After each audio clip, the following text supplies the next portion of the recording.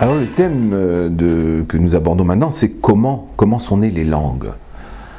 C'est vrai qu'à posteriori, on entend du chinois, on entend des langues africaines, on entend de l'anglais, etc. On se dit comment est-ce qu'a pu naître toute cette diversité.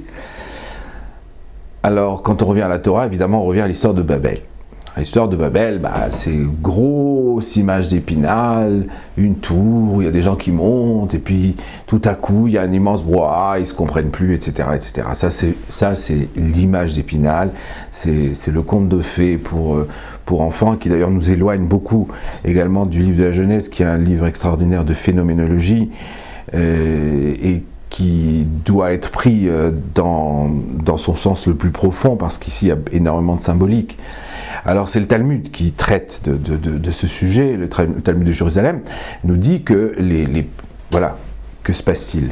Les peuples au début forment des embryons, ils constituent ce qu'on va appeler des patois, d'accord? Il y a quand même en France, il y a le patois berrichon, le patois provençal, etc., etc. C'est des langues qui ont des rapports évidemment entre elles, et puis qui petit à petit se précisent et se diversifient. Mais les peuples, à leur début, parlaient tous une langue commune. D'accord? Quelle était cette langue? Je ne vais pas rentrer dans ce sujet-là aujourd'hui parce que c'est un sujet qui prête à controverse, mais on y reviendra. On y reviendra, c'est tout un chapitre. Ils parlaient une langue commune, c'est-à-dire la langue originelle de leurs ancêtres, de Noé, Shem, Ham, Yafet, etc. Ils avaient une langue commune. Maintenant, nous disent les textes, les peuples ne voulaient pas se disperser. Ils sentaient qu'ils étaient en train de former des tribus, ils sentaient qu'ils étaient en train de former des diversités, mais ils se sont dit on va rester des tribus, on va rester tous ensemble. Ils ne voulaient pas se diviser. Alors à cet effet, ils ont pris une capitale, ils ont pris un centre tout simplement, pour ne pas se diviser, on prend quelque chose de commun, qui va faire qu'on va se rallier, qu'on va être resté collé par ce point commun. Ce point commun, c'était Babel. Ils ont pris Babel comme centre.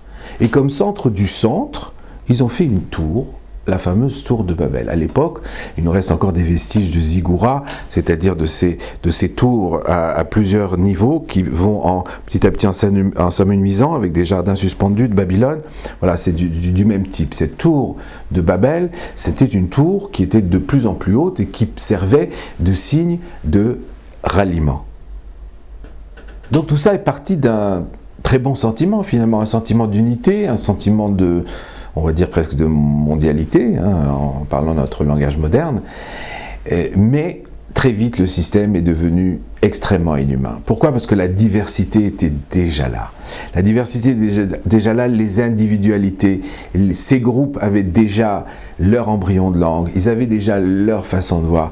Et ce système finalement est devenu de plus en plus inhumain, c'est-à-dire qu'on a raboté toutes les différences. C'est comme l'humanité comme un diamant, comme ça, on en a déjà parlé, un diamant avec plein de facettes.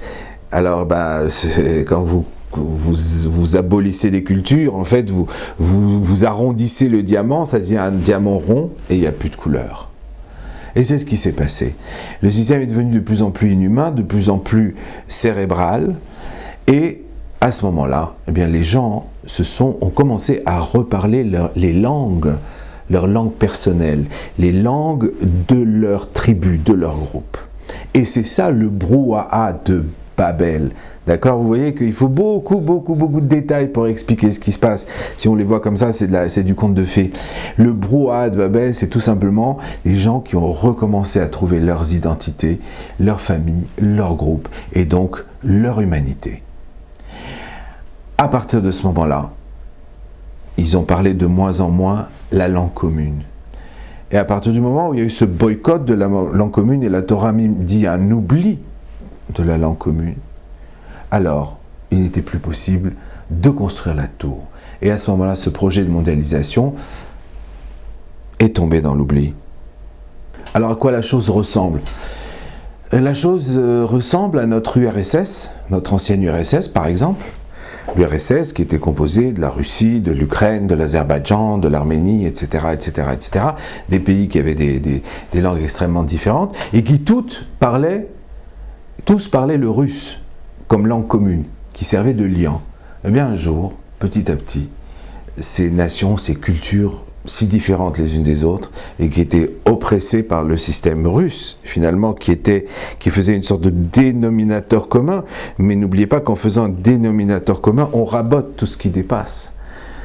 Alors devant ce système qui devenait de plus en plus inhumain, les peuples se sont remis à leur langue, leur culture, leur vie, et petit à petit, on a oublié de parler russe.